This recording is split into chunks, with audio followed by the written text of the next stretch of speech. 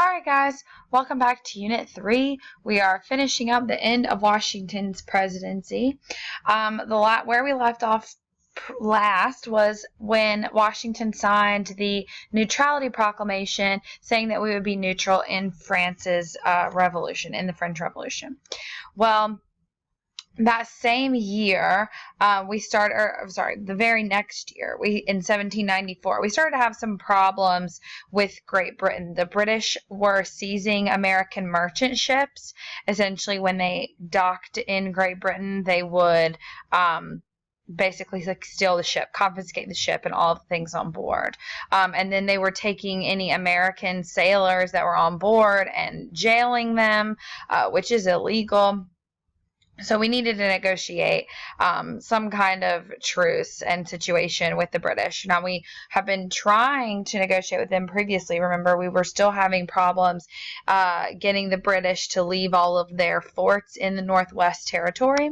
And we don't have a Secretary of State right now, right? Because Thomas Jefferson just resigned. So Washington has to appoint a new Secretary of State, and he's actually going to appoint John Jay, who was the Chief Justice of the Supreme Court, but he will take the Secretary of State position over the Chief Justice position. And John Jay will go to Great Britain and negotiate a treaty with the British to put us in a better place with them.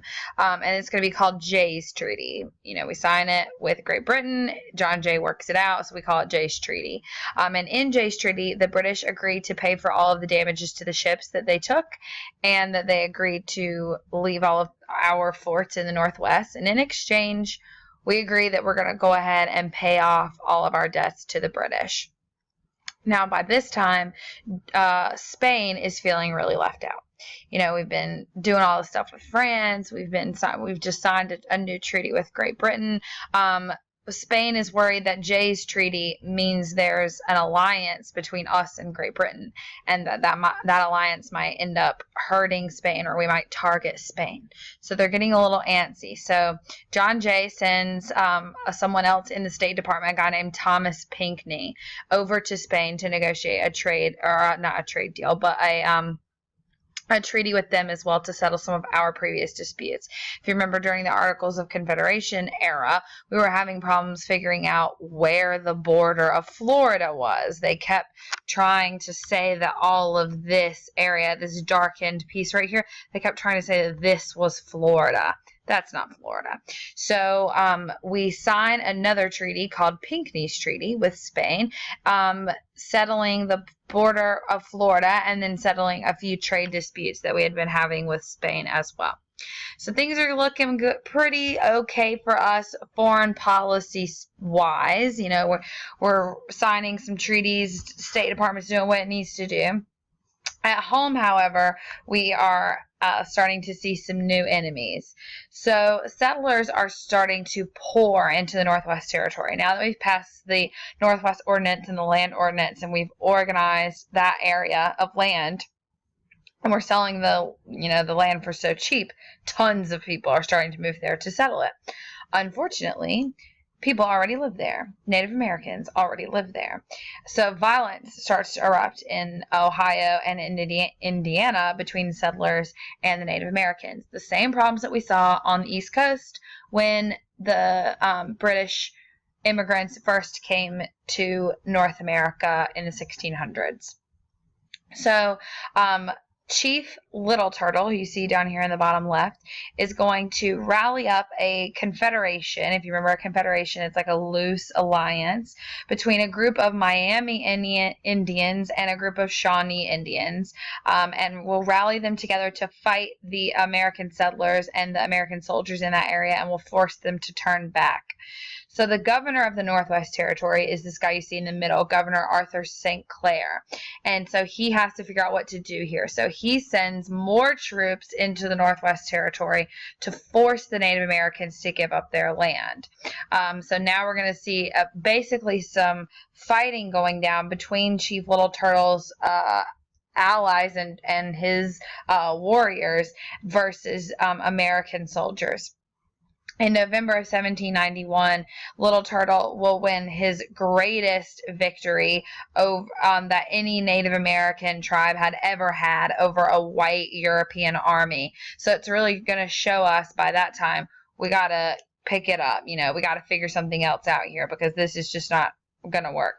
So the U.S. military general Anthony Wayne will come in with another 4,000 troops. And by that time, Little Turtle's realizing the U.S. military is going to be much larger. And we have a much, that's only one unit of troops. We have troops all over the country that we can continue to send in. And his allies can't really hold on much longer.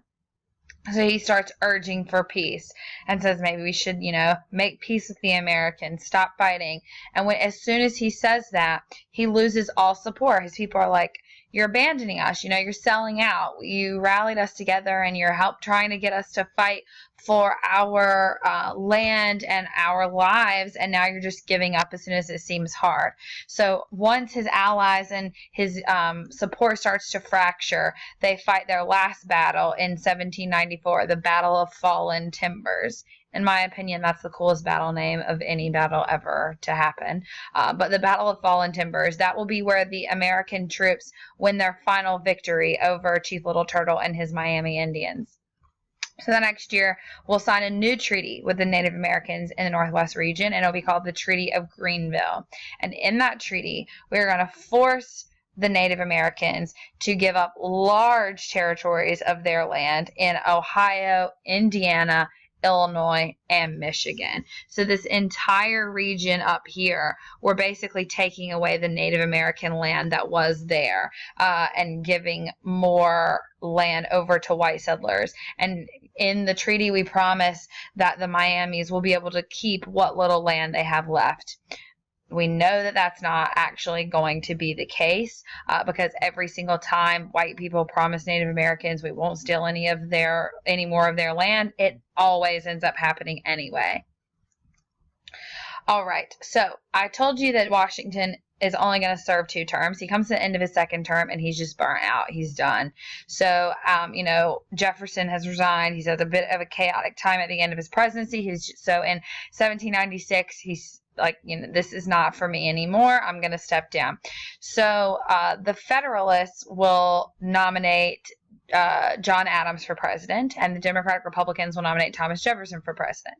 The Federalists don't nominate Alexander Hamilton for president for a couple of reasons, one of which being that he had made quite a few enemies even within his own party when he was working for the president in the presidential cabinet. He is just a very polarizing person. He did a lot of things that people didn't like, and not everyone is supportive of him on a personal level. So a lot of people would prefer John Adams be president. He's a lot more of a moderate figure. Hamilton is much more of a radical in terms of the political spectrum. So remember, the winner of the presidency becomes the president, but the runner-up, they become the vice president. So John Adams has major support in the New England area, which makes sense because that's where he's from. He is from Boston. He's from Massachusetts. So he's going to automatically have the Massachusetts vote. And then he is a Federalist, and most Federalists are located in the New England northern area. As for Thomas Jefferson, he's going to carry the South. He's from Virginia, so he's automatically going to get the Virginia vote. And then the rest of the South will sort of fall in line. By this time, we've added 2 states, which is sort of nice to see. We're starting to make that happen. We've added Tennessee and Kentucky as states, too. So we are now a grand total of 15 states, which is pretty impressive, considering, not 100 years before this, we were no states. So, unfortunately for John Adams, this is going to be a very difficult race for him. While there are more Federalists in the United States than there are Democratic Republicans, the Federalists in the South don't want to vote for John Adams. They vote for Thomas Pinckney, the guy who worked out Pinckney's treaty with Spain earlier. He was from the South, and so Southern Federalists preferred Thomas Pinckney over John Adams. So John Adams will lose votes there, making it difficult for him to come out with the highest number of votes. But he will. As you can see, the electoral vote is very, very close. John Adams Adams will win 51 electoral votes, and Thomas Jefferson will win 68. A very, very close margin. And so this is our first true, real campaigning and election that we're going to see for the presidency in the United States. So John Adams will win that election in 1796, and Thomas Jefferson will be his vice president.